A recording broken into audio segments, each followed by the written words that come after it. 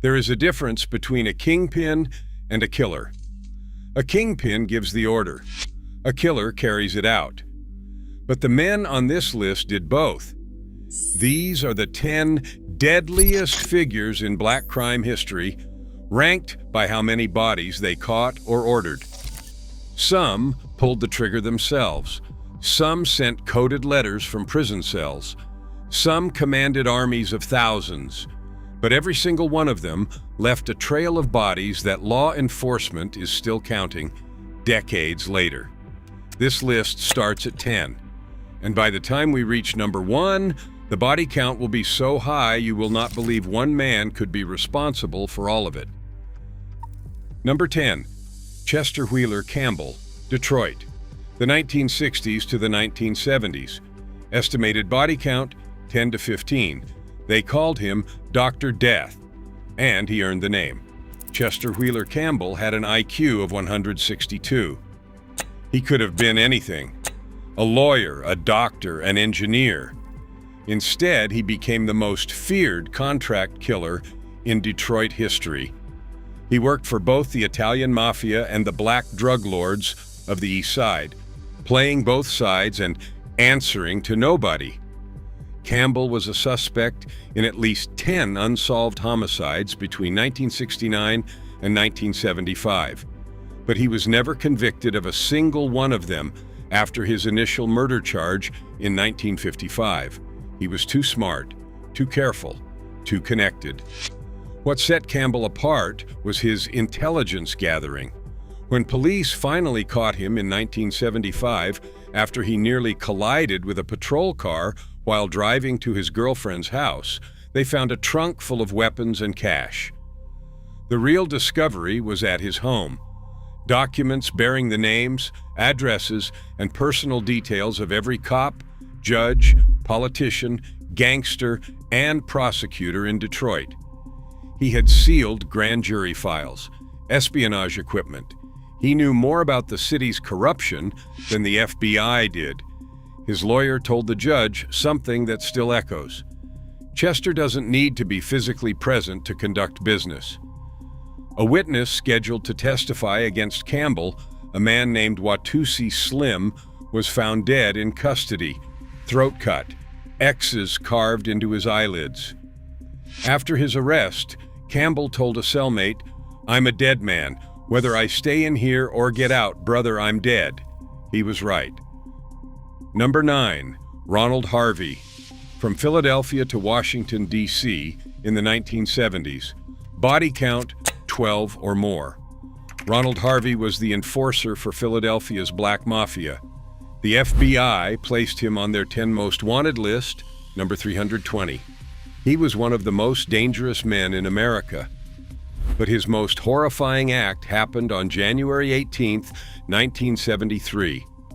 Harvey and other black mafia members traveled to Washington, D.C., to a home that had been donated by basketball legend Kareem Abdul-Jabbar to a rival Muslim sect leader named Hamas Abdul Halas.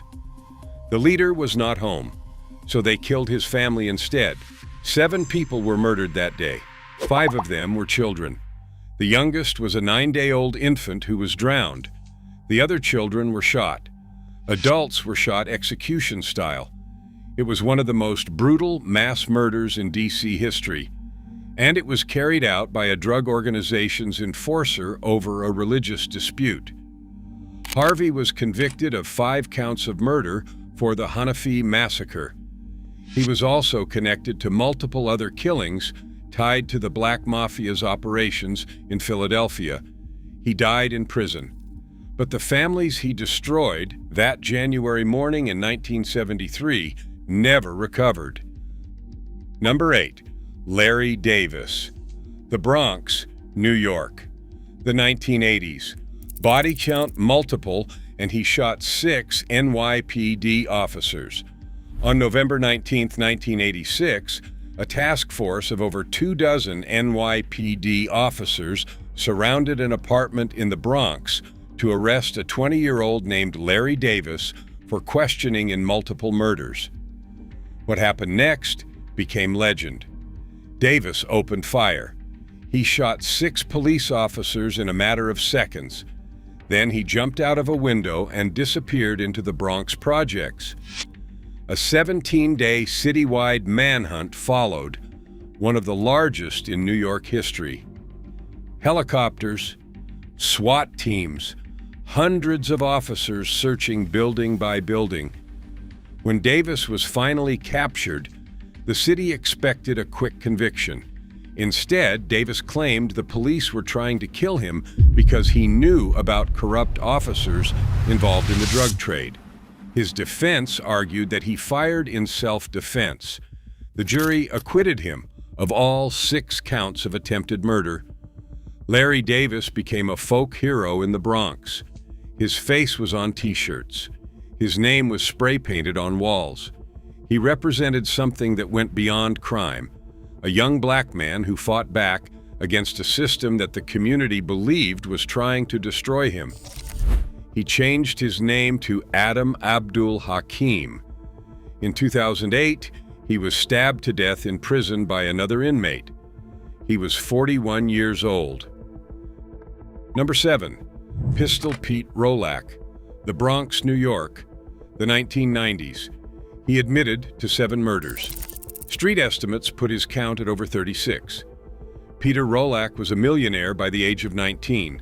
He founded Sex Money Murder, one of the original sets of the East Coast Bloods, out of the Soundview houses in the Bronx. His nickname came from the fact that he was never without a firearm, and he never hesitated to use it. Pistol Pete personally pulled the trigger on at least 4 people. He admitted to 7 murders total and ordered several more. On the streets, his body count was rumored to be over 3 dozen. The kid was quick to pull and quicker to blast. What made Pistol Pete truly terrifying was that prison did not stop him. From his cell in North Carolina, while awaiting trial on federal narcotics charges, he sent a coded letter to his girlfriend that led to the murders of 2 men during an annual Thanksgiving Day football game between housing projects in the Bronx. One of the victims was a cooperating witness. He ordered the hit from behind bars, using nothing but a pen and paper. He received life plus 105 years. He has been in permanent solitary confinement at ADX Florence, the federal supermax, since 2000. The Bureau of Prisons will not let him communicate with virtually anyone because they believe he can still order killings from inside a concrete box. 50 Cent is currently developing a TV series about his life. Number 6. Harry Taco Bowman, Detroit, the 1980s to the 1990s, estimated body count 15 to 20 or more. When Young Boys Incorporated fell in 1982, Detroit's drug trade fractured into a brutal war between multiple organizations. One of the deadliest crews to emerge from that chaos was the Best Friends. Harry Taco Bowman led the Best Friends with a level of violence that shocked even Detroit. The crew had over 200 members and controlled territory across the city's east side during the peak of the crack wars, the years when Detroit earned the name Murder City. Bowman was personally connected to at least 15 murders. His crew was responsible for far more. They eliminated rivals, punished disloyalty, and terrorized entire neighborhoods into submission. The feds eventually brought him down using RICO charges, the same law designed to take down the Italian mafia. Bowman received a life sentence. The Best Friends were dismantled, but during their reign, they were responsible for some of the bloodiest years in Detroit's already bloody history. Number 5. Larry Hoover, Chicago, 1970s to present. Personal conviction, 1 murder, ordered 20 or more. He commanded between 50,000 and 90,000 members. Number 5. Larry Hoover did not need to pull the trigger himself. He had an army to do it for him. As the chairman of the Gangster Disciples, Hoover commanded between 50,000 and 90,000 members across over 100 cities and 50 states. The organization generated hundreds of millions of dollars in drug revenue, and Hoover ran all of it from a prison cell. Chairman. His personal murder conviction came in 1973. He was found guilty of ordering the death of a rival drug dealer named William Young. He received a sentence of 150 to 200 years. But prison did not end his power. It concentrated it. From inside the federal supermax, Hoover continued to run the gangster disciples through coded messages, intermediaries, and a chain of command that operated like a military hierarchy. He ordered hits. He directed drug operations. He controlled territory from the most isolated prison cell in America. Supermax. The government moved him to the Supermax specifically because they could not stop his influence in any other facility. He is the most powerful gang leader in American history, and he has not walked a free street since 1973. Number 4. Fat Cat Nichols and Papy Mason, Jamaica, Queens, the 1980s. Combined body count 20 or more. Fat Cat Nichols and Papy Mason operated as a team in Jamaica, Queens, and together they were responsible for a wave of killings that changed American policing forever. Fat Cat ran a $20 million a year operation with 300 workers. He ordered the murder of his parole officer, Brian Rooney. He ordered the murder of his ex-girlfriend, the 20-year-old mother of his son. He ordered the murder of his childhood friend. Every person who got close to Fat Cat eventually ended up dead, but it was Papy Mason who carried out the act that shook the nation. From inside the Brooklyn House of Detention, Mason ordered the assassination of a 22-year-old rookie police officer, Edward Byrne.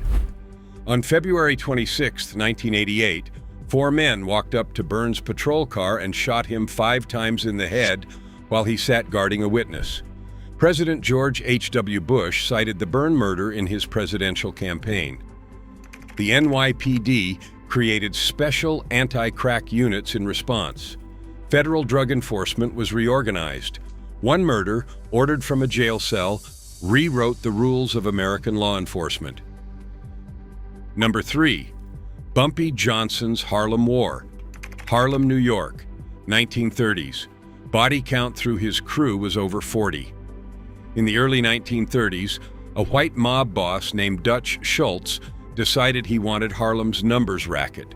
The problem was that racket belonged to a woman named Stephanie St. Clair and her most trusted soldier, a man from South Carolina named Ellsworth Bumpy Johnson.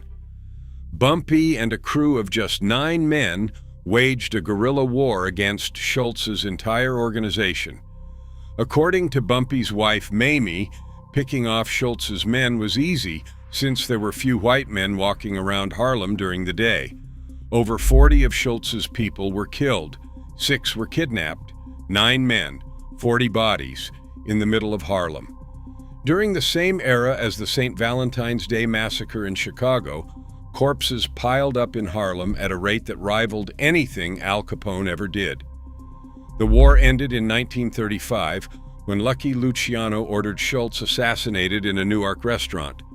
Bumpy made a deal with Luciano and became the Godfather of Harlem, a title he held until his death from a heart attack in 1968 while eating chicken and grits at a Harlem restaurant. Forrest Whitaker played him in the television series Godfather of Harlem, but no show could capture what it took to kill 40 men with a crew of 9 and live to tell about it. Number 2. Clarence Preacher Heatley, Harlem and the Bronx. From 1983 to 1996, he pleaded guilty to 13 murders. Estimated total, 45 to 47. They called him the Preacher. They also called him the Black Hand of Death. Both names were earned. Clarence Heatley dropped out of school in the 4th grade. He was in juvenile detention by age 9. By 1983, he had formed the Preacher Crew, a criminal organization that would terrorize Harlem and the Bronx for over a decade. The Preacher Crew did not just sell drugs. They extorted other drug dealers, charging up to $10,000 for protection. Those who did not pay were kidnapped, tortured, and killed. Heatley owned an apartment building on the Grand Concourse in the Bronx, where victims were taken to the basement, tortured, and sometimes murdered. His crew members called themselves janitors because their job was to clean up the mess. In 1989, the Preacher crew kidnapped 12-year-old Donald Porter, the little brother of Harlem legend Rich Porter, the man Amitchin Paid in Full was based on. They held the boy for a $500,000 ransom. After Rich Porter was murdered in January 1990 and nobody could pay, they killed Donald, wrapped his body in 14 black garbage bags, and dumped it on a bicycle path in Manhattan. In 1993, they kidnapped R&B superstar Bobby Brown at gunpoint from a New York nightclub. They took him to a Bronx apartment, stripped him naked, hog-tied him, and stuffed a rag in his mouth. Whitney Houston paid $400,000 to get her husband back. By the early 1990s, the New York Police Department and the FBI formed a special task force, the C-11 Squad, specifically to take down the Preacher crew. 12 FBI agents, 3 DEA agents, 12 NYPD officers, 3 IRS agents, all targeting one man and his crew. Heatley pleaded guilty to 13 murders to avoid the death penalty, but authorities estimated his crew was responsible for 45 to 47 homicides total. He is serving life at a federal prison in Alabama. 47 bodies, a kidnapped child, a kidnapped superstar, and a man who dropped out of school before he learned to read. Number 1. Wayne Silk Perry, Washington, D.C., the 1980s to the 1990s, pleaded guilty to 5 murders, indicted for 8, claimed body count over 100. They called him the Michael Jordan of the murder game, and nobody who knew him thought it was an exaggeration.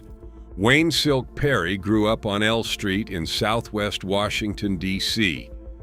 He was expelled from school for beating his coach with a baseball bat. He put his first foot in the game at age 12 as a lookout. By his 20s, he was the most feared man in the murder capital of America. Perry did not operate like other enforcers.